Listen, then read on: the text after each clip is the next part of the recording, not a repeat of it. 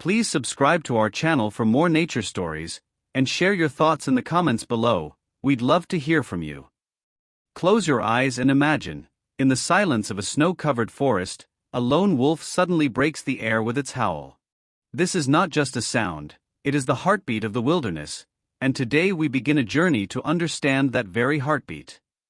The winter sun lingered low, casting pale light over a land wrapped in silence. Pines stood heavy with frost, their needles locked in ice, and the river, once loud and rushing, crept beneath a frozen veil. It was a morning when every sound seemed sharpened by the cold, and then, cutting through the stillness, came the long, mournful rise of a howl. It echoed across the valley, rolling down snow-clad slopes and across white meadows, answered in kind by voices hidden in the distance. These were the voices of wolves, keepers of the wilderness, and in their song lay the quiet promise of life about to begin again. For generations, wolves had shaped these lands. Long ago, their paws pressed trails across nearly every corner of North America, from the dense woods of New England to the deserts of the Southwest. But time and human fear had driven them back, until their strongholds lay mostly in places of deep wildness: Alaska's endless forests, the rugged Rocky Mountains, the shadowed stretches of the Pacific Northwest. In Yellowstone, where the wolf's return had once been uncertain, their reintroduction rekindled balance itself. Deer and elk no longer grazed unchecked, meadows breathed again with wildflowers, and rivers carved healthier courses. Wolves did more than hunt. They stitched the wilderness together, their presence restoring the rhythm of life. It was within this rhythm that winter carried a quiet urgency. Beneath the cold skies, the wolves prepared for one of the most important passages of their year, the season of renewal. To humans, winter might feel like the end of things, a time of dormancy. To wolves, it was the beginning of a cycle. The snow-laden months held the secret of continuity, for the bonds made here, the choices of alpha male and female, would shape the heartbeat of the pack for the year to come. The air grew sharper in these months, the nights colder, yet within the bodies of wolves stirred signals more ancient than memory. Hormones shifted, instincts flared, and nature whispered the same command it had whispered for thousands of years: continue. In late January, perhaps into February, the alphas drew closer, shadowing each other's steps. They were not new to each other, not strangers passing in a storm, but partners bound by years of shared hunts, shared trials, shared victories over hunger and hardship. Their bond was not loud or showy, it was steady, like the river beneath its icy skin, always moving, always sure.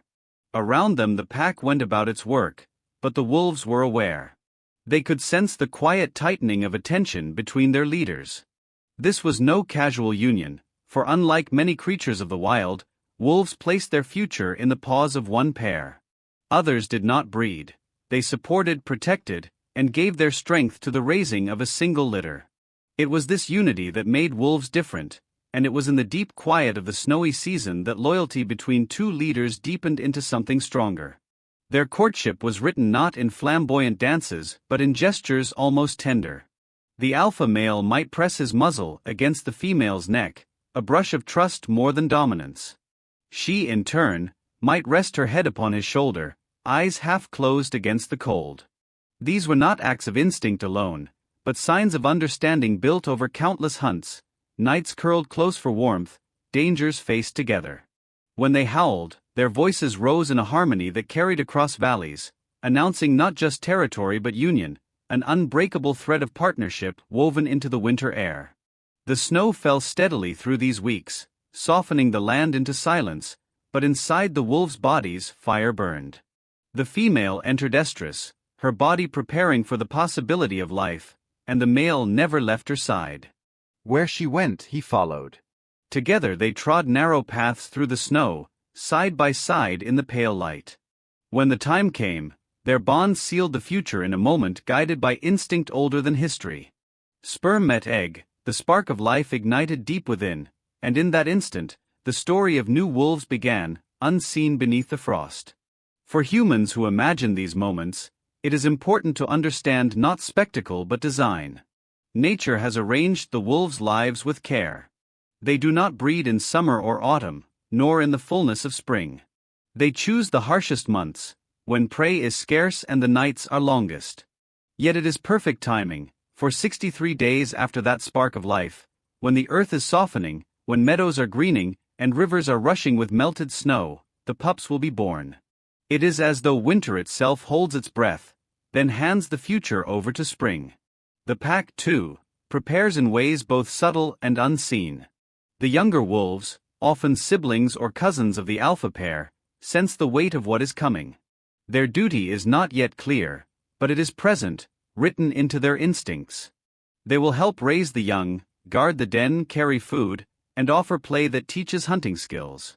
In wolves, family is not broken into separate lives, it is woven tightly, every member connected to the success of the next generation. On some nights the forest rang with howls, deep calls that lifted from the alpha pair and rolled outward like thunder. Other wolves answered, and together their voices braided into a chorus that seemed to stretch to the stars themselves. For those who have stood in Yellowstone's Lamar Valley or the Alaskan tundra, hearing that chorus is unforgettable. It is a reminder that wildness still breathes, that despite centuries of persecution, the wolf still sings. And within that song, as winter deepens, lies the unspoken promise: pups will come, and with them the continuation of the wild.